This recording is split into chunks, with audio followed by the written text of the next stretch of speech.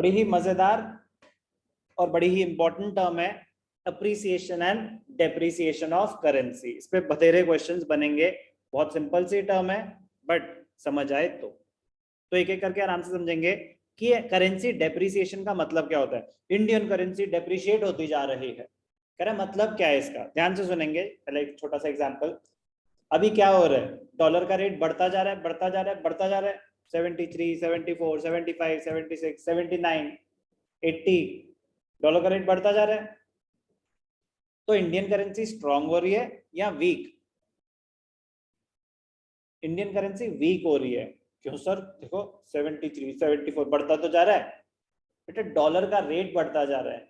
एक डॉलर खरीदने के लिए पहले आपको सिर्फ 70 रुपीज चाहिए होते थे, 73 चाहिए होते थे, अब 80 रुपीज चाहिए। सेम सामान खरीदने के लिए ज्यादा पैसे लग रहे हैं आपके, तो आपका तो नुकसान है। यस और नो? तो डेप्रिशिएट हो रही है आपकी करेंसी। सर डेप्रिसिएशन का मतलब तो वैल्यू गिरना होता है, ये तो बढ़ रही है। अकाउंट्स में what do you mean by, और डेप्रिसिएशन का जनरल मीनिंग क्या है? Fall in the value is depreciation, गिरना। बट ये तो बढ़ रहा है 73 से 74, 74 से 80, बेटा बढ़ रहा है डॉलर। इंडियन रुपी की वैल्यू तो गिर रही है, इंडियन रुपी की वैल्यू गिर रही है। तो डेप्रिसिएशन का मतलब होता है fall in the value of domestic currency in terms of foreign currency. Fall in the value of domestic currency, domestic currency की वैल्यू गिर रही है इन terms of foreign currency. Clear? Fall in the value of domestic currency in terms of foreign currency. Depreciation का meaning clear है? तो 70 पर dollar से 75 हुआ तो करेंसी डेप्रिशिएट हो रही है या नहीं? 70 रुपीज पर डॉलर से 75 हो गया डॉलर, तो करेंसी डेप्रिशिएट हो रही है कि नहीं? बिल्कुल डेप्रिशिएट हो रही है।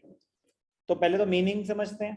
Currency depreciation refers to decrease in the value of domestic currency in terms of foreign currency. It makes domestic currency less valuable and more of it is required to buy the foreign currency. For example, rupee is said to be depreciating if $1 rises from 70 to 74. A change from $2 is equal to £1 to $1 is equal to £1.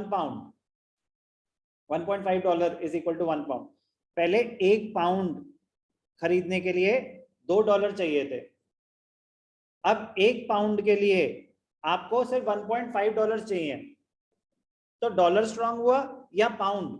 Ronit, £1 पहले $2 का आ रहा था, अब £1 सिर्फ $1.5 का आ रहा है, तो कौन स्ट्रांग हो रहा है, डॉलर या पाउंड? डॉलर स्ट्रांग हो रहा है, तो पाउंड की वैल्यू गिर रही है, तो पाउंड डेप्रिशिएट हो रहा है। कोई चीज डेप्रिशिएट हो रही है मतलब उसकी परचेजिंग पावर गिर रही है, उसकी वैल्यू गिर रही है। उसकी वैल्यू गिर रही है तो क्या होगा, आपको ज्यादा रुपीस देने पड़ेंगे डॉलर खरीदने के लिए अगर इंडियन करेंसी डेप्रिशिएट हो रही है तो। Meaning of depreciation clear? अब ध्यान से देखना, बहुत ज्यादा इंपॉर्टेंट पॉइंट।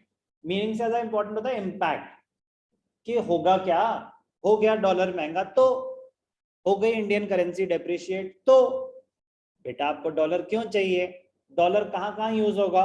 एक होगा आप बाहर से इंपोर्ट कर रहे हो, पेट्रोल इंपोर्ट करते हैं हम, क्रूड ऑयल इंपोर्ट होता है, तो आपके लिए क्रूड ऑयल कॉस्टली हो गया। चाहे क्रूड ऑयल उतने का था, बट क्योंकि डॉलर के रेट बढ़ गए तो सेम सामान पहले भी $100 का था। एग्जाम्पल, कोई चीज पहले भी 100, चलो आपको एग्जाम्पल क्रूड ऑयल का थोड़ा ना समझ आएगा, आपको एग्जाम्पल समझ आएगा आईफोन का। आईफोन था $1000 का, तो अगर डॉलर 70 रुपीज का है तो आपके लिए आईफोन कितने का हुआ? 70,000।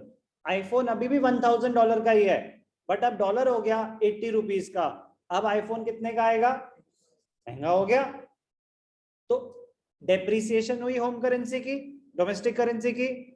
Depreciation makes the imports, depreciation makes the imports costlier, depreciation makes the imports costlier. जो चीज पहले आपको 70,000 में मिल रही थी रुपीस, अब 80,000 में मिल रही है, क्योंकि डॉलर का रेट बढ़ गया, इंडियन करेंसी की वैल्यू गिर गई। कोई भी डाउट? तो depreciation makes the imports costlier, समझ आया? Now depreciation makes the exports cheaper. कैसे कैसे? अब ध्यान से देखना, आप बेच रहे हो यहां से कुछ, आप बेच रहे हो फॉर एग्जाम्पल आप पेन बेच रहे हो, पेन 1 रुपए का, सिंप्लीफिकेशन के लिए 1 रुपए का पेंसिल बेच रहे हो, चलो पेन बोलने का भी मन नहीं कर रहा है, 1 रुपए का पेंसिल भी महंगी होती है वैसे तो, 5-10 की होती है और आप ऐसे उठा के ले जाते हो। पेंसिल है 1 रुपए की एक, ठीक है ना, 1 रुपए की एक पेंसिल है एग्जाम्पल। आप यूएस में बैठे हो, आप खरीद रहे हो यहाँ से 1 रुपए की एक पेंसिल। अगर डॉलर 70 रुपीज का है, अगर डॉलर 70 रुपीज का है, मैंने बोला 1 रुपए की एक पेंसिल, आपने बोला अच्छा $1 में कितनी मिलेंगी? अगर 70 रुपीज का $1 है, तो अगर आप इंडिया में $1 स्पेंड करोगे तो कितनी पेंसिल मिलेंगी? 70। पेंसिल अभी भी 1 रुपए की है, लेकिन डॉलर हो गया 80 रुपीज का, डॉलर हो गया 80 रुपीज का। अब आप $1 में कितनी पेंसिल खरीद पाओगे? 80।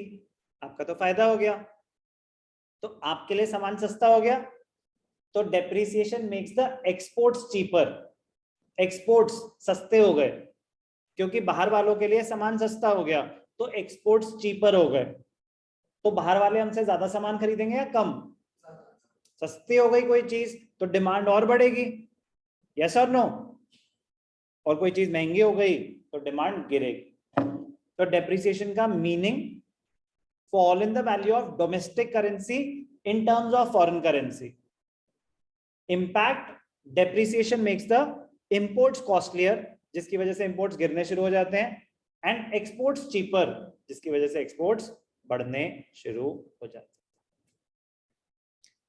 तो इम्पैक्ट और effect of depreciation, it leads to an increase in exports, अभी समझाया आपको। Depreciation of domestic currency means fall in the price of domestic currency in terms of foreign currency. It means with the same amount of dollar, पहले आप $1 में 70 pencil ले पा रहे थे, अब $1 में 80 पेंसिल्स ले पाओगे। With the same amount of dollars more goods can be purchased from India.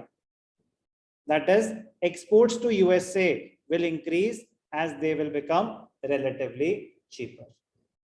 समझ आया लॉजिक? तो increase in exports, decrease in imports, decrease in imports.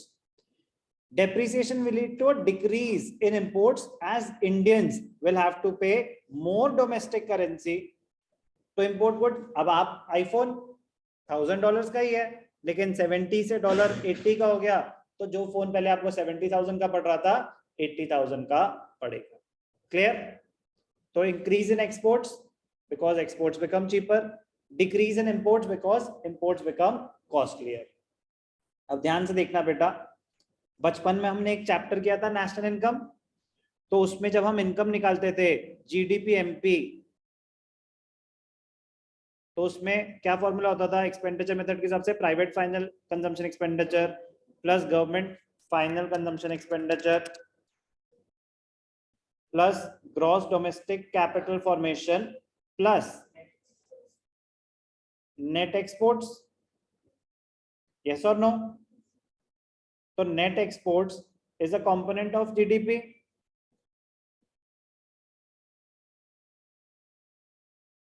Yes or no? Component of GDP. तो नेट एक्सपोर्ट्स का formula क्या होता है?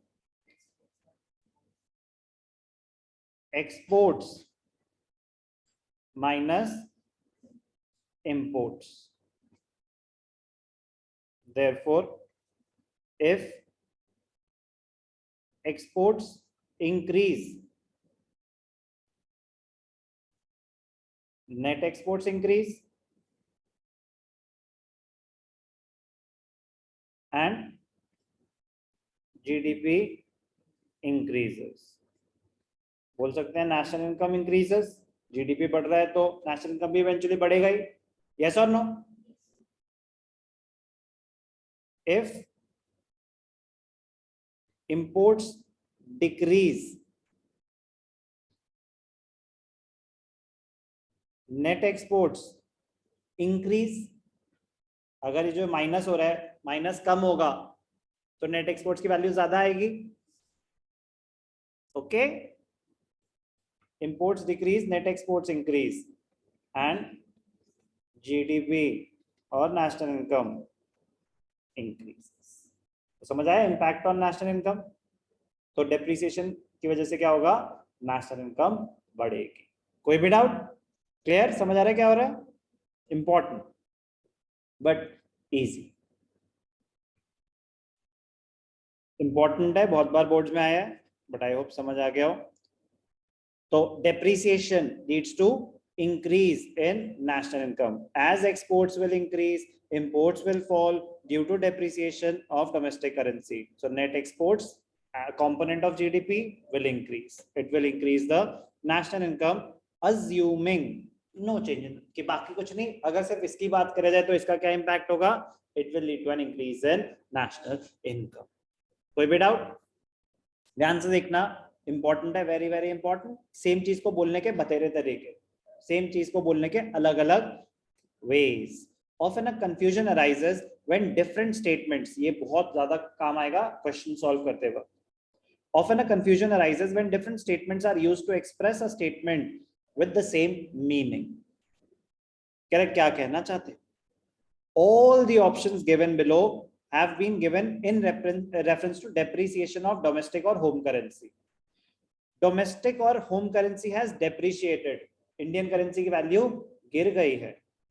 There is a fall in the price of domestic currency. Fall in the price of domestic currency is the same thing as depreciation of home currency. Domestic currency has become less valuable. Foreign currency has become more valuable.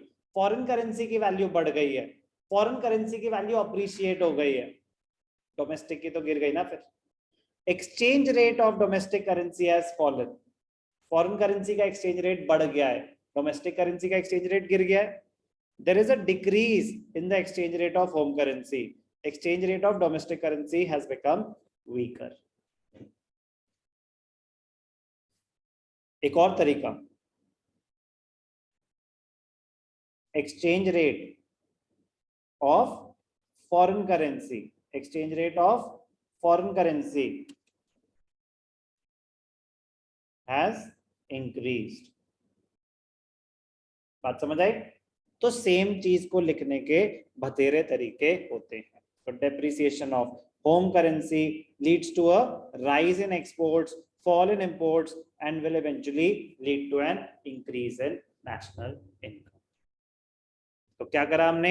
Meaning and impact और effect of depreciation on exports, imports and national income.